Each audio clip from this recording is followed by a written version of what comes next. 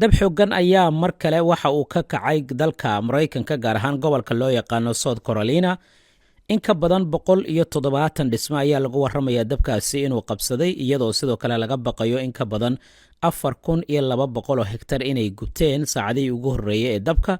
waxaa sidoo kale la sheegay in dad aad u tiro badan laga daadgureeyey deegaano ku yaala dhinaca koonfureed ee gobolka Carolina oo dalka Maraykanka ah, sida mas-uuliyiinta dowladda laga soo xigtay.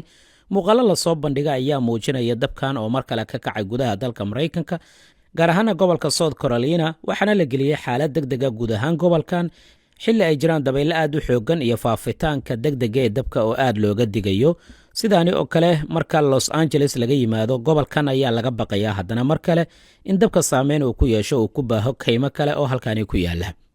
xaaladda guud ayaa aad u adag. xaalad degdegana waxaa lagu soo rogay guud ahaan gobolka South Carolina, iyadoo la arkayo uurada iyo qiiqa hawada isku shareeraya, baaxadda dabkaasi uu ku socdo iyo cabsida laga qabo inuu ku baaho mar kale deegaano dhowra oo ku yaala gudaha dalkaasi Maraykanka, gaar ahaan gobolka South Carolina. dhinaca kalena, madaxweynaha dalka Ukraine Volodymyr Zelensky ayaa waxa uu shaacu ka qaaday inaysan sahlanaan doonin in isaga la bedelo, maadaama madaxweyne Trump iyo saaxiibadiisa ay hadda ku fekerayaan in xilka laga qaado madaxweynaha dalka Ukraine Volodymyr Zelensky. xalay ayaa ninkan waxa uu yidhi in aniga la ibedelo ma ahan wax sahlan, waxaana uu shaacu ka qaaday in uusan marnabo ka tegi doonin xilka madaxtinimada ee dalkaasi Ukraine.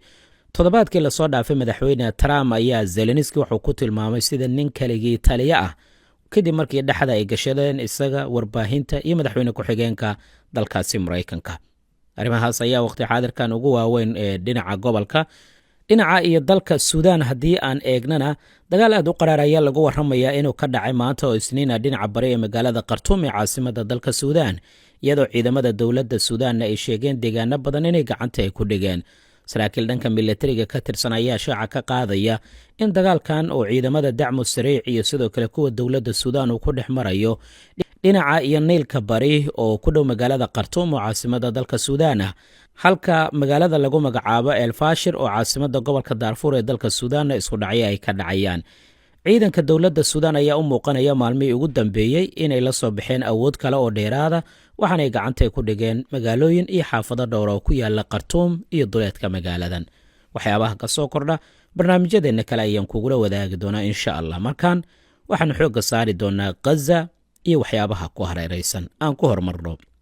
wasiirka arrimaha dibadda ah ee dowladda Masar Badri Cabdilcaati ayaa ku baaqay in dib loo bilaabo wareegga labaad ee wadahadalka ee xabajoojinta magaalada Gaza, waxaana uu shaacu ka qaaday wejiga xiga ama wareegga labaad ee wadahadalka inuu aad u adkaan doono, isaga oo ka baqay in wadahadalladu ay burburaan kadib markii Israa'iil ay joojisay gargaarkii galaya magaalada Gaza oo dhulka Falastiiniyiinta ah.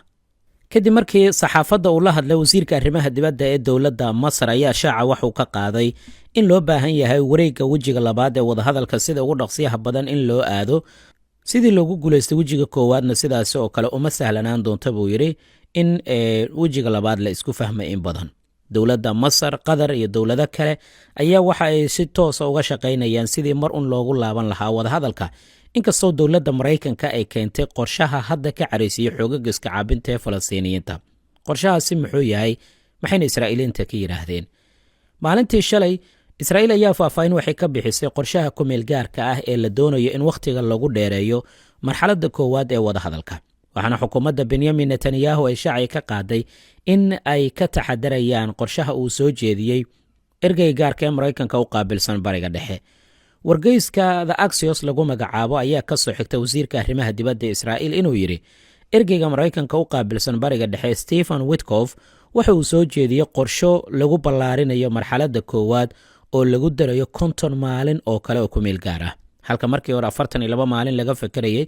wasiirka arrimaha dibadda wuxuu taagan yahay waa 50 maalin oo dheeraad ah, waxaana qorshe uu yahay keliya marxaladda koowaad maalmaheeda in lasii dheereeyo.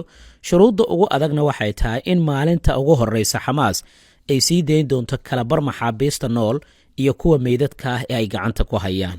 weliba waa maalinta ugu horreysa ee 50 maalin xitaa haddii lagu daro Xamaas laga doonayo inay sii daayaan, iyadoo oo inta kale ee maxaabiista ee nool iyo kuwa kale ee meydadka ay gacanta ku hayaan la sii dayn doono marka wadahadalladu ay sii socdaan. wejiga labaad wuxuu qorshuhu ahaa dhaqangelintiisa in la bilaabo maalintii sabtida ee lasoo dhaafay, laakiin 48 saac ee lasoo dhaafay marka aad eegto dhinacyada dagaalamaya iyo dhexdhexaadyaasha hadallada ay soo jeediyeen waxaad moodaa in xaaladdu aysan sahlanayn. wax walbaana waxaa ka sii daray markii ergeyga gaarka ee Maraykanka uu soo jeediyey aragtidan, Israa'iilna ay ku raacday. haddaba aragtidan sidee gudaha Israa'iil looga arkaa? aad baa loogu kala duwan yahay, xitaa heer waxay gaartay madaxda qaarkood ee isku aflagaadeeyaan. kanaalka 13aad ee Israa'iil ka soo baxa sida uu baahiyey, arrintan ayaa muran weyn waxay ka dhex dhalisay gudaha Israa'iil.